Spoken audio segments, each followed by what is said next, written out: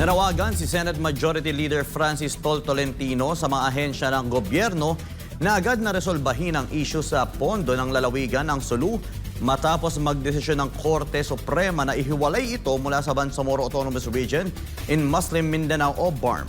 Narito ang balita ni Troy Gomez. Sa budget hearing sa Senado ng Philippine Drug Enforcement Agency o PDEA araw ng Lunes, ipiniliwanag ni Tolentino na hindi na ikonsidera ng pamahalaan sa paghahanda ng budget ang posibleng epekto ng desisyon ng mataas na korte, kabilang na ang mga opisinang sangay ng BARM na nakatalaga sa nahiwalay na probinsya. If Sulu will be transferred from the BARM to Region 9, ask yourselves, dinagdagan ba ninyo habang pinaplano ito? Kasi palagay ko ang answer no. Kasi last week lang, sinabi ng Supreme Court, this decision is immediately executory. Dinagdagan nyo pa yung budget ng Region 9 based in, perhaps if you have an office there, is it based in Pagadian, ang opisina nyo, or Zamboanga City? Palagay ko ang answer is no. Paano nyo gagawin yon?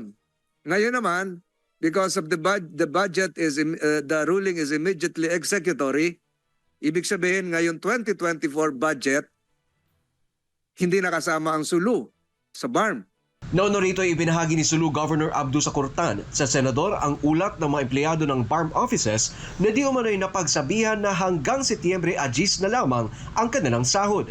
Iniulat din ni Tan na walang sapat na pondo ang mga opisina ng BARM sa Sulu para may pagpatuloy ang mga operasyon nito, kabilang ang upa at utilities na hindi naman umano kayang saluhin ng pamprobinsyang pamahalaan. Bilang tugon, siniguro ni Tolentino kay Tan na ipagpapatuloy niya ang paglilinaw sa issue, lalo at binabalangkas din ng Senado ang panukalang budget ng mga ahensya ng pamahalaan para sa susunod na taon. Make some fiscal calibration as we discuss, as the good chairman will be discussing the budget, on how to provide for an additional amount that would cover Sulu, the province of Sulu, kasi wala na nga sa BARM. Hindi ko nga alam kung sa Pagadian kayo o sa Zamboanga City. Ang balita ko, Mr. Chairman, even the employees of various agencies based in Sulu, getting their salaries and MOE from the BARM, tigil na po yung sweldo effective September 10. Anya, hindi umano nakapagbigay ng malinaw na sagot ang Department of Interior and Local Government at Department of Science and Technology nang sila'y tanungin niya sa mga pagdinig noong nakarang linggo. Magugunita na noong 2019, bumoto ang Sulu para ibasura ang Bangsamoro Organic Law o BOL na naglalayong palawakin ang mga teritoryong nasasakupan ng dating Autonomous Region in Muslim Mindanao.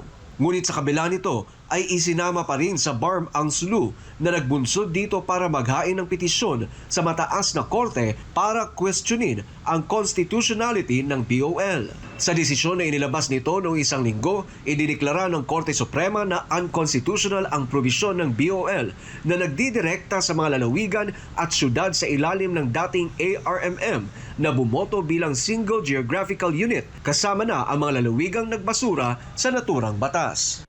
Para sa Diyos at sa Pilipinas kung mahal, Troy Gomez nag-ulat, SMNI News.